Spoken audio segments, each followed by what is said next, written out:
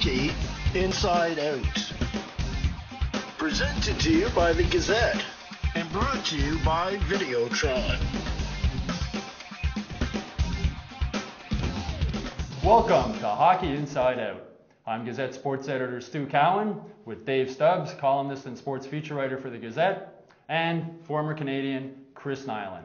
We've got a new show. We have a new look Canadiens team on and off the ice.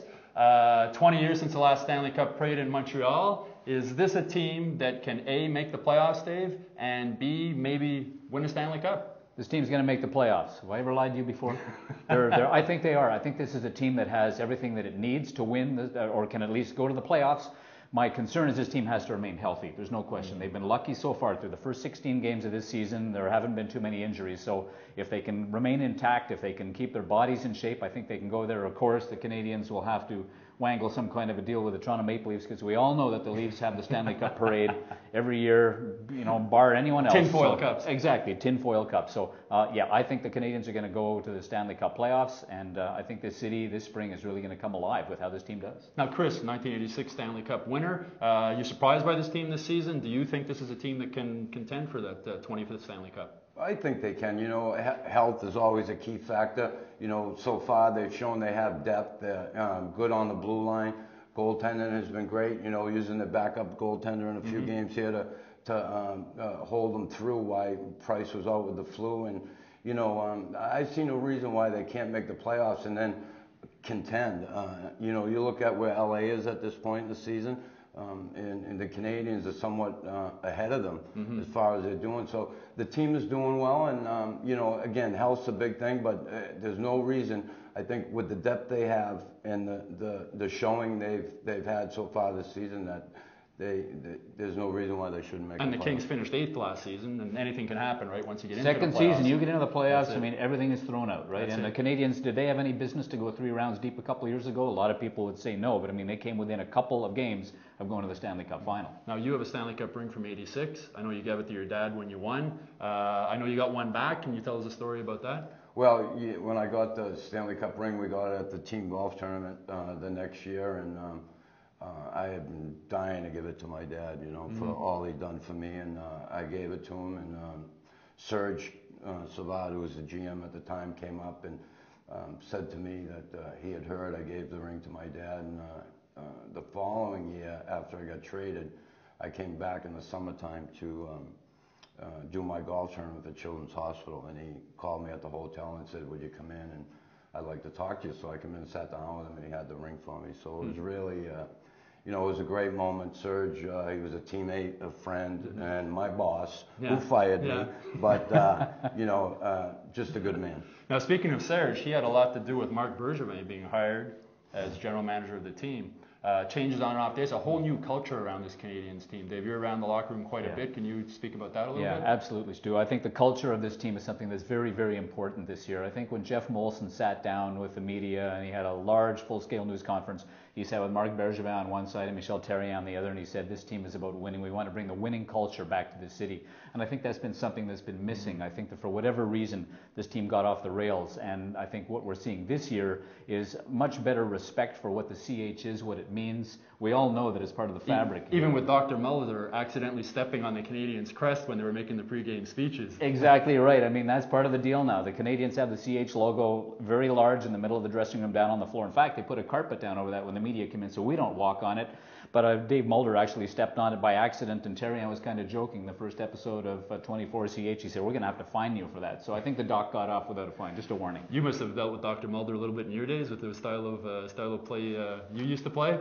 I did. Dr. Mulder is just a great human being.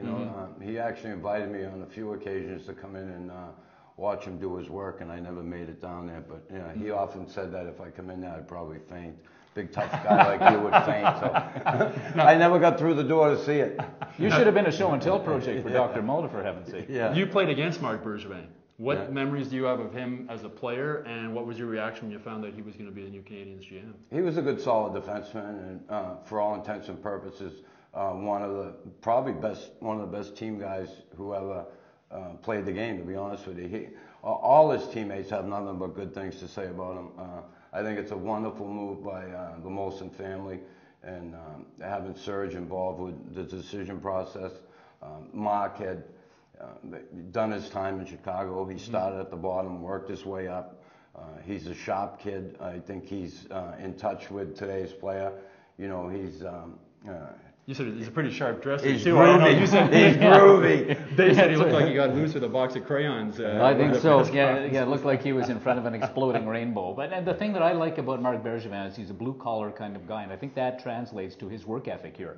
I think when you see Bergevin, what he's doing, the fact that he's not an autocrat. He's not running this team by himself. He's surrounded himself with good hockey people in his hockey operations department, and I think that is translating well. I think that there's a decision-making process that goes into this. Other people are consulted. One of those people is Michel Therrien. I know at first you were too crazy about him being hired as a coach. What do you think he's done so far, the good and bad that he's done so Yeah, far? I'll be the first to admit I was wrong in my assessment of him, because I was just looking at his past, you know, and I guess that's all I really had to go on. But you know, if anybody believes in second chances, it's me. And you know, I said he was he'll do hire, but he's really shown me that he has changed somewhat. You know, we don't see him and calling he ditched out the players. mustard coat too. Yeah, that's the best thing. But you know, he really, I think he's. I knew he would have brought discipline for sure, but how was he going to go about it? Was he going to go about calling guys out like he did in Pittsburgh and embarrassing guys and stuff like that? That doesn't work. Teams turn on you, and I think he's learned from that. Hooker, the kind of guy you would have liked to play for? For sure. You know, I like guys that are hard on you, but reward you and hold you accountable. It's been I sat alone with Therrien shortly before the season began, and he spoke about the idea. He said work ethic and commitment and dedication, and he kept talking about teammate. And you're seeing some subtle things this year since PK Subban's come back. You know, he's been talking about the team. Carey Price has used two different goalie masks so far this year. Both of them have been about the team. They've been about logos. It's see no Cowboys. It's a new look. It's a new team. It's a new day, and we're a new show. Exactly. We'll be right back. Hockey Inside Out. Presented to you by the Gazette and brought to you by Videotron.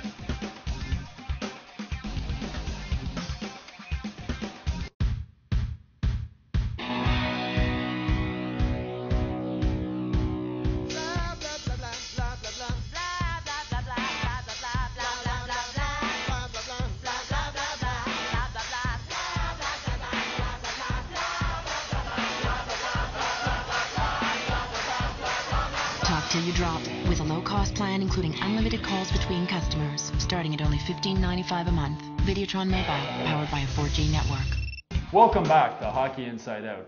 Dave, you were talking about Michel Therrien, the new team concept around the Canadiens. Can you continue on that topic? Yeah, remember the legendary rant of Michel Therrien with the Pittsburgh Penguins calling out his entire defense corps? Pathetic, soft. He was saying they wanted to be the worst defense in the NHL. Well, I think the new Michel Therrien, the Therrien 2.0 that we're seeing now, is a guy who isn't necessarily going to call out his entire team. He could have been a lot harder. The old Therrien would have been a lot harder on Ryan White for the boneheaded penalties that he took against Ottawa and Buffalo than the Therrien we saw here. But he refused to throw him under the bus. He said, look, this kid's going to learn. He's an important part of the team. The coaches like him. His teammates love him. So here's a guy who really is going to be a valuable part of the team.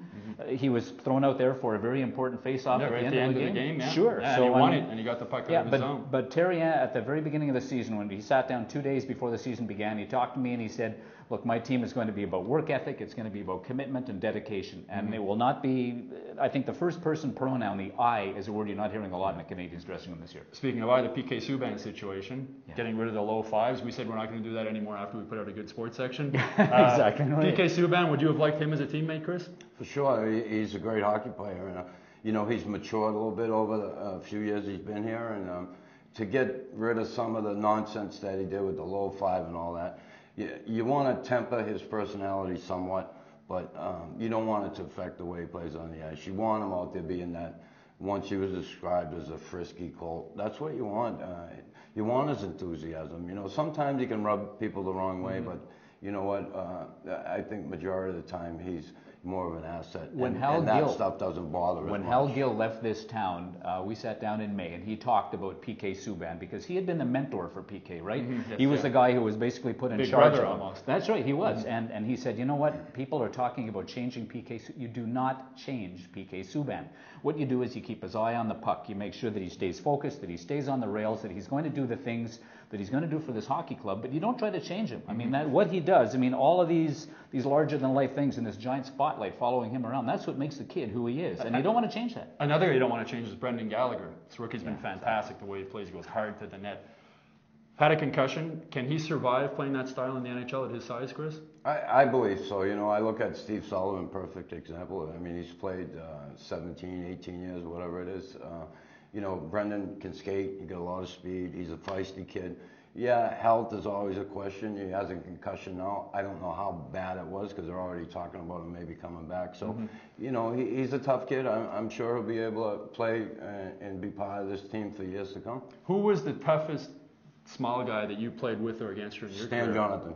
Yeah, he was solid, tough guy, and he could play the game too. He's built like a fire hydrant, wasn't he? I mean, did he look in person like he did in uniform? He just looked like a bowling ball on skates. Yeah, he was a solid guy, you know, more like a refrigerator. You know, he was wide, and he was tough. He could give a punch and he could take a punch. Now, speaking of little guys, David Desharnais.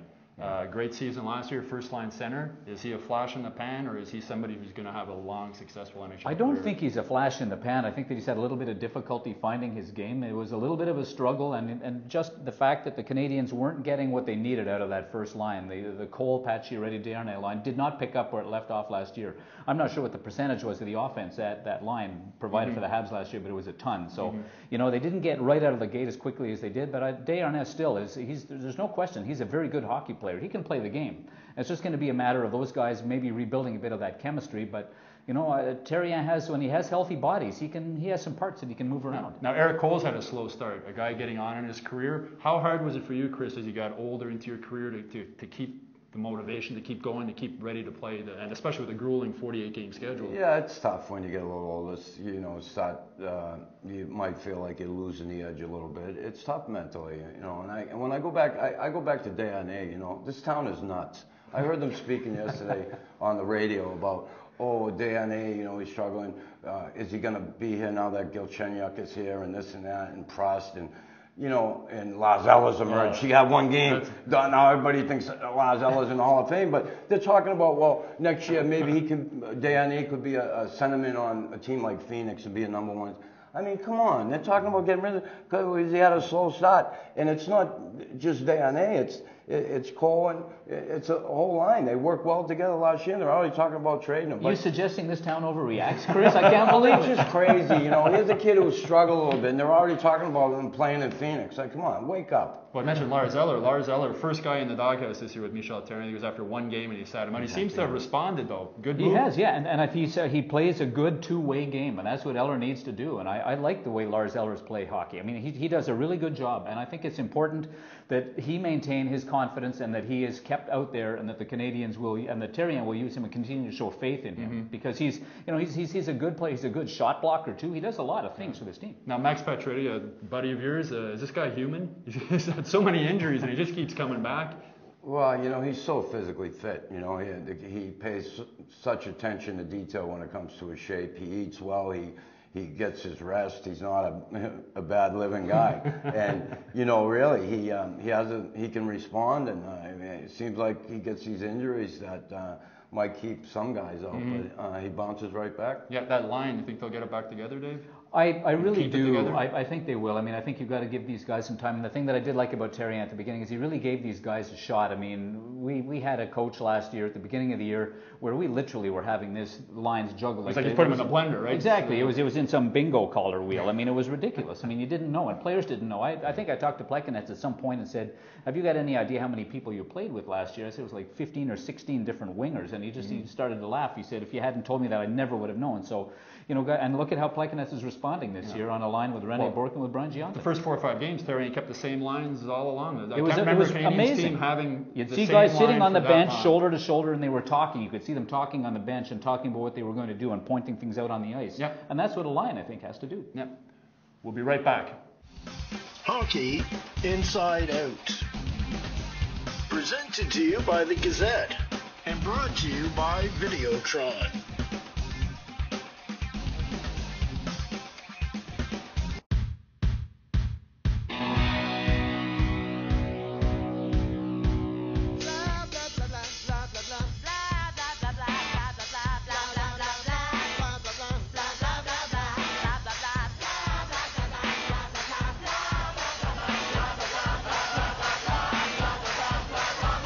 till you drop. With a low-cost plan including unlimited calls between customers, starting at only $15.95 a month. Videotron Mobile, powered by a 4G network.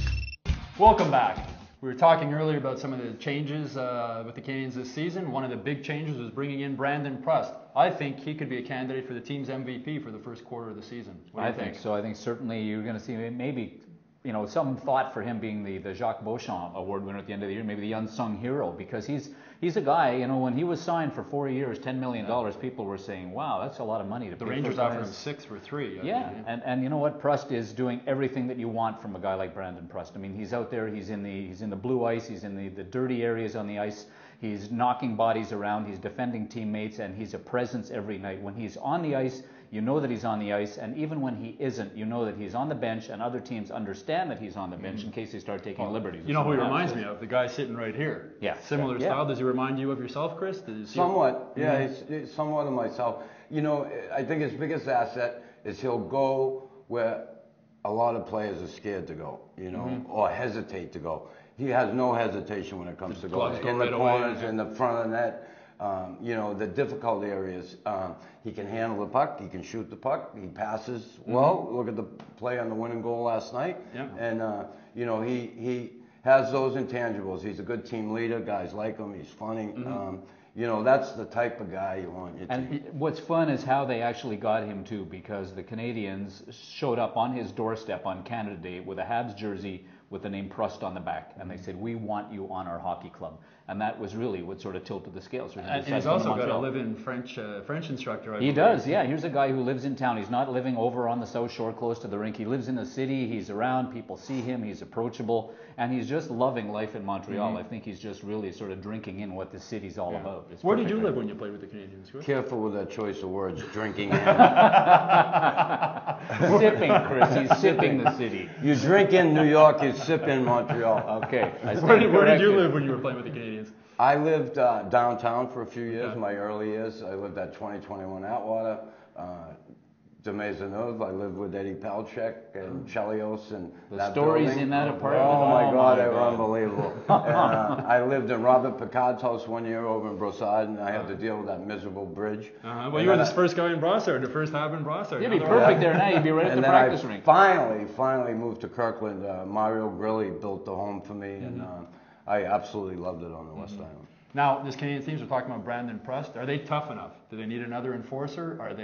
What do you think? I don't know that you go out and get an enforcer. I think the era of the one-dimensional guy who is just put out there to fight is gone. I mean, especially the way you see Therrien using it. He's been rolling 4 lines, and while the 4th line hasn't been getting the amount of ice that the other guys are, obviously, what you are seeing with that 4th line is that these guys can go out and put the puck in the net. And so I don't think that you necessarily need to go out and get something. I think that a guy like Prust is there. I think I'd like to see enough grit, maybe a little more grit from a guy like Travis Moen, because that was his job before. And Ryan White, if he can stay out of the doghouse, I think Prust would be a good mentor for him, bringing him along. Sure. The thing is, Ryan knows how to play hockey. He knows how to play the role. He made a couple of mistakes, shouldn't be hung out to dry the rest of the year for it. He did his time. The coach had him out there last night in the last minute, taking an important face-off. He's one of the only guys that can win draws on this team. My concern about Ryan White, though, Chris, is going to be when Brendan Gallagher is ready to come back, does White go back upstairs? I mean, who sits? Well, you got to look at the long term here. You get in a playoff situation against Boston. Yeah. Are you going to want Ryan White in there? Yeah. Good possibility you are. And, good possibility someone's going to get hurt again. It's not bad depth to have. You knew your role. You never needed a coach to tap you on the shoulder. What would have happened if a coach did tap you on the shoulder and say? I've always said to myself, if a coach ever told me to fight that, and I was on the bench, that I would have grabbed him right by the tie and thrown him on the ice and told him to go do it. Another too many men penalty. I think it's the ultimate sign of disrespect. If a coach wants to put you on the ice in that situation, fine. Or if he wants to take you off in that situation, fine. But to tell someone, hey, you go fight, I think it's disrespectful, and I would have never accepted it. I don't care who the coach was. Yeah. So you're fighting. I know one of your big projects is anti-bullying in school. Talk a little bit about that and how you got involved with that. Well, I got involved. There's just too many kids dying because of this. Committing suicide. A girl down in Massachusetts, Phoebe Prince, an Irish girl. Jamie Hubley in Ottawa. It's just a terrible thing that these kids have to go through, and a lot of times they don't have the ability, and they're so full of fear that they won't speak up, and it's a terrible thing. I go around and speak to schools. I try and empower children, educate, but also empower children to stand up for kids who are so scared to stand up for themselves. And I've gone to so many schools, and it's terrible that we even have to talk about this, but it's so prevalent in the schools today, and I believe we can all do more, from educators to people in politics, politicians, lawmakers can do more. And, it's harder than ever now too, right? With the cyber world too. I mean, you have cyberbullying, and that's a huge thing. Yeah, kids are getting pushed around online, and that's where a lot of that problem comes from. There's a gray area when it comes to the internet. Speaking of kids, you have Alex Galchenyuk. He's wearing number 27. Members of Shane Corson, Frank Mahovlich. Talked about, does he change back to 94, the number he wore when he was in junior? I know you got number 30, which wasn't a hockey number at the time. How'd you get that number, and why did you keep it? Well, it was a hockey number, but it was a goalie number, and they used it as a call-up number because no goalie had it when I got called up in Montreal. So guys were getting called up and wearing it. And it's funny, when I got number 30, I'm like, I don't want a goalie's number, And my father came up and he bought a jersey from the Canadiens pro shop. And he got number 30 on it at Nilan. And the guy said, you think he's going to be here long enough for you to wear it? And he said, I don't care if he's here for a game or half a game. I'm just glad he's here. And I wanted to change it. My dad told me, don't change it. Take number 30 and make something out of it. And I just think my father didn't want me to change it because he didn't want to buy another jersey. when Roman Hammerlich came here from Calgary, he was wearing number 4. And I guess Pierre Gervais, the equipment manager, called him and said, what number do you want to wear in Montreal? He said, I want to keep the same number. And there was a pause. He did not. And Pierre Gervais said, I'll tell you what, if you wanted to get a very long step ladder to go up into the rafters, bring down the number 4, I'll give you Mr. Beliveau's phone number. If he's good with you to wear it, fine. So he said, is 44 taken? And Sheldon Surrey had just left it. So that's how Hammerlich wore 44 in Montreal. Well, number 30, we all remember number 30 in Montreal. Chris Nilan, Dave, Chris, thanks for joining us today. Hope you enjoyed our first episode of Hockey Inside Out.